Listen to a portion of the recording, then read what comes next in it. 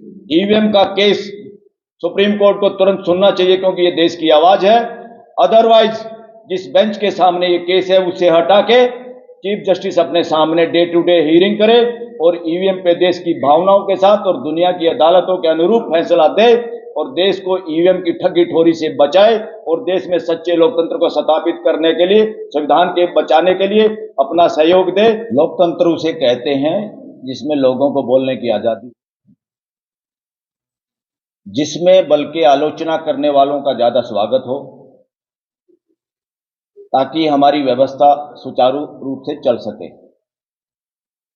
अंग्रेजों के राज में या गुलाम राज में तो हम सोचते हैं, सोच सकते हैं, ऐसा हुआ भी है कि लोगों पे अत्याचार हुए, मगर डेमोक्रेटिक देश में, आजाद भारत में, देश में न्याय के खिलाफ, न्याय के पक्ष में आवाज उठाने वाले लोग, न्याय मांगने वाले लोग, लोगों के साथ अत्याचार किया जाए, धारा 144 लगाई जाए,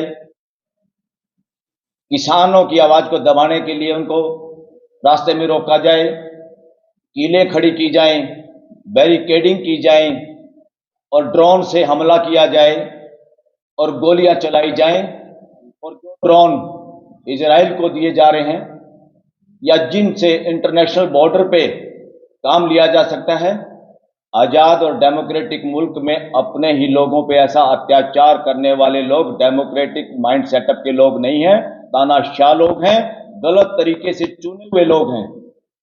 ये लोग आजाद मुल्क के शासन में बैठने वालों की काबिलियत इनके पास नहीं है, और इससे पता चलता है क्यों ये लोग ऐसा करते हैं। इन लोगों को ईवीएम के सारे गड़बड़ करके सत्ता हासिल कर लग चुका है। जो आदमी लोगों के बीच में जाके रिक्वेस्ट करके अपनी बात करके जब वोट हासिल करता है तो एहसान से दबा होता है और अपने मुल्क के लोगों की वो बात करता है। और जो आदमी के पास चोरी चकारी की वोट है, चोरी चकारी का पैसा है, उसके लिए इनका महत्व नहीं होता। मैं तो ये कहता हूं 2019 से में भी हो सकता है 2024 में 14 में भी ये इलीगल तरीके से चुनी हुई सरकार है, ये असंवैधानिक सरकार है। इस देश में अगर जांच हो जाती, जिस पाकिस्तान को दिन रात पाकिस्तान पाकिस्तान हिंदू मुसलमान करते ये लोग नहीं थकते, उस पाकिस्तान में हटाया हुआ चीफ जस्टिस वहां के वकील और जनता आंदोलन करके दोबारा नौकरी पे लगवाती है। उस पाकिस्तान में भ्रष्टाचार में प्राइम मिनिस्टर भी जेल में जाता है। उस पाकिस्तान का इलेक्शन कमीशन बड़े पद का आदमी दुनिया के सामने स्वीकार करता है, वीडियो देखा होगा आपने, जो कहता मुझे चौराहे पे फांसी लटका दो, मेरे से गलती हो गई, वोट किसी और की थी और हमने गलत तरीके से दूसरों को डिक्लेयर करा दिया। इस देश में बहुत दिनों से ये होता आ रहा है और आज जो लोग सत्ता में बैठे हैं वो इसके एक्सपर्ट लोग हैं। साथियों, देश में धारा 44 अंग्रेजों ने इसका बहुत मिसयूज किया। आजाद देश में इस तरह के काले कानून की कोई जरूरत नहीं, जिस तरह से सेडिशन देशद्रोह की जरूरत नहीं। सेडिशन कानून भी इसलिए था कि बाहर के लोग देश पे राज कर रहे थे, उनके खिलाफ कोई बोल ना पाए, बिना दलील बिना अपील लोगों को जेल में ठोको। आज एक रोलेट एक्ट भी उस वक्त आया था अंग्रेजों के शासन में, जो लोगों को बिना समनिंग बिना बताए गिरफ्तार कर सकते थे। आज पीएमएलए एक कानून है जिसका सदुपयोग तो करना था उन पूंजीपतियों के खिलाफ जो देश का पैसा लेके भाग गए बाहर, उनको बुलाने की बजाय, क्योंकि उन लोगों ने तो मदद की हुई है इलेक्शन में, 2 नंबर का पैसा उन लोगों से लिया हुआ है, जिससे सरकार ने, सत्ता में बैठे हुए लोगों ने बहुत उस पैसे से लोगों का जमीर खरीदने का काम किया और इलेक्शन में प्रचार प्रसार का काम किया। बल्कि इसका अब इस्तेमाल हो रहा है डेमोक्रेसी का हनन करने के लिए, देश में लोकतंत्र खत्म करने के लिए। जिसको चाहो, आज चाहे कर्मचारी है, चाहे व्यापारी है, चाहे कोई किसी तरह का भी काम करता है, लोगों को ये जानबूझ के जो 80-90 करोड़ लोगों को निःशुल्क राशन देकर उस पर भी फोटो लगा के, किसी के बाप का है क्या राशन, इस फोटो नहीं लगनी चाहिए, इसका भी हमें बोलना पड़ेगा।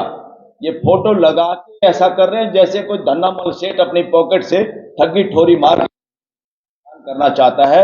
इस तरह से हर रेलवे स्टेशन पे, हर पेट्रोल पंप पे, दिल्ली में भी बसों के पीछे ये जो गलत लत मुंह लग गई है कुछ लोगों के, क्योंकि डेमोक्रेसी में और इंडियन कॉन्स्टिट्यूशन के बाद यहां पे कोई एक आदमी का शासन या एक शहंशाह आएगा, एक महान व्यक्ति पैदा होगा जो देश को बचाएगा, या जनता जिसकी इंतजार करेगी वही लोगों का इलाज करेगा, वही लोगों को की जान बचाएगा। इस तरह की मानसिकता, ये वो मानसिकता है गुलामी की मानसिकता। दूसरी तरफ मानसिकता है जो डेमोक्रेटिक देश में संविधान के बाद है, वो समानता की मानसिकता, फ्रीडम की मानसिकता। हर एक आदमी योग्य है, हर एक आदमी समझ सकता है, हर एक आदमी की भागीदारी सुनिश्चित है। डेमोक्रेसी में चंद एमएलए और एमपी या चंद सीएम और पीएम ही देश में शासन करेंगे, ये डेमोक्रेसी में नहीं लिखा कॉन्स्टिट्यूशन में कहीं। कॉन्स्टिट्यूशन में और डेमोक्रेसी की डिमांड ये है, व्यवस्था की डिमांड है, शासन की डिमांड नहीं है। और ये देश पुलिस राज्य नहीं है कि जहां जब चाहे लोगों के खिलाफ पुलिस खड़ी कर दी, जब चाहे उनके सामने धारा 44 लगा के बैरिकेड लगा दिए, जब चाहे जो आवाज उठाने वाला है उनको गिरफ्तार करके बसों में पशुओं की तरह भर के इधर उधर दूर छोड़े, वो धक्के खाते हुए अपने घर शाम को जाते हैं। ये दमनकारी नीति डेमोक्रेसी में नहीं चल सकती। जो लोग इनको चला रहे हैं उनका डेमोक्रेसी में विश्वास नहीं है, वो देश के असली प्रतिनिधि हैं ही नहीं। तो ईवीएम का एक और नाम भी मेरे जहन में आया, ई से एतबार, वी से विनाश, एम से मशीन। एतबार का विनाश करने वाली मशीन है तो ईवीएम है। ईवीएम पूरी दुनिया के अंदर, पूरी दुनिया के देशों ने जो टेक्नोलॉजी में भारत से जो बहुत आगे हैं, उनकी कॉन्स्टिट्यूशनल कोर्ट ने भी कहा ये अनफेयर है, इससे इलेक्शन करवाना अपराध है, लोगों के फंडामेंटल राइट का वायलेशन है। हमारे यहां क्या गड़बड़ हो रही है? हमारे यहां गड़बड़ ये हो रही है, ईवीएम के खिलाफ जो केस भी है वो जिस कोर्ट में है, वो कोर्ट सुनवाई करने की बजाय मार्च में तारीख लगाती है सुप्रीम कोर्ट में।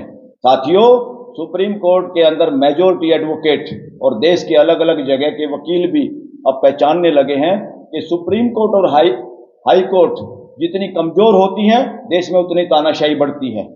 सुप्रीम कोर्ट और हाई कोर्ट को इमीडिएटली, जैसे इलेक्शन चंडीगढ़ में हुए, उससे जग जाहिर साफ हो गया चंडीगढ़ पे केंद्र का राज्य है, गृह मंत्री और पीएमओ उसको डायरेक्ट देखता है, वहां के एडमिनिस्ट्रेशन में, वहां गवर्नर भी शामिल है, सारे के सारे लोग शामिल हो गए षड्यंत्र में। अगर पीएमएलए की तरह से जैसे सरकारी गवाह बना बना के लोगों को जेल में ठोका जा रहा है, जमानत नहीं दी जा रही, उसी तरह की जांच हो तो इस देश का गृह मंत्री और प्राइम मिनिस्टर और वो पंजाब का गवर्नर, वो भी जेल में होने चाहिए, हो सकते हैं। हिम्मत कैसे हो रही इन लोगों की गुंडागर्दी करके? अरे पद से आदमी बड़ा या अच्छे आदमी से पद सुशोभित होता है? कोई प्राइम मिनिस्टर हो गया वो महान हो गया नहीं है।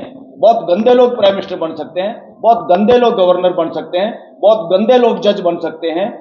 उस पोस्ट पे रह के वो काम किया जाए जो संविधान चाहता है, तब वो पद महान होता है, तब वो ये होता है। अब एक और क्लियर मैं आज बात करूं, फ्यूचर में लोग वकील सुप्रीम कोर्ट के नाम भी लेने वाले हैं। सुप्रीम कोर्ट में मेजॉरिटी एडवोकेट ये करें, देश की हाई कोर्ट और सुप्रीम कोर्ट में कुछ लोग ऐसे पहुंच गए हैं जजों के रूप में, जो सरकार के एजेंट के रूप में काम कर रहे हैं, जो देश और संविधान के अनुरूप काम नहीं कर रहे हैं। उन लोगों को सचेत होने की जरूरत है और इमीडिएटली ईवीएम का केस सुप्रीम कोर्ट को तुरंत सुनना चाहिए, क्योंकि ये देश की आवाज है। अदरवाइज जिस बेंच के सामने ये केस है उसे हटा के चीफ जस्टिस अपने सामने डे टू डे हियरिंग करे और ईवीएम पे देश की भावनाओं के साथ और दुनिया की अदालतों के अनुरूप फैसला दे और देश को ईवीएम की ठगी ठोरी से बचाए और देश में सच्चे लोकतंत्र को स्थापित करने के लिए, संविधान के बचाने के लिए अपना सहयोग दे। वरना हाई कोर्ट और सुप्रीम कोर्ट का महत्व खत्म हो जाएगा देश से।